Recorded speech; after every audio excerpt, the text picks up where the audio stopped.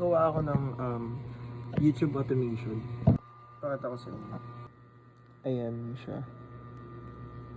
So, pinapag-grow ko pa siya.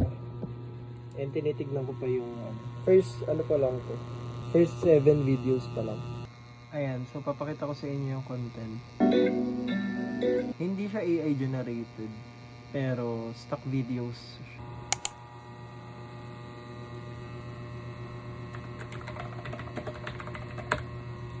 Bote na na-try namin ibang brand. So first time ko lang matatry itong Bell.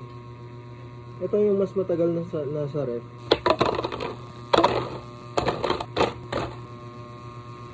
I think ito, meron siyang maliit na alagin mo nga namin. Non-alcoholic sparkling red grape. So basically parang juice lang siya. I mean parang soft drinks.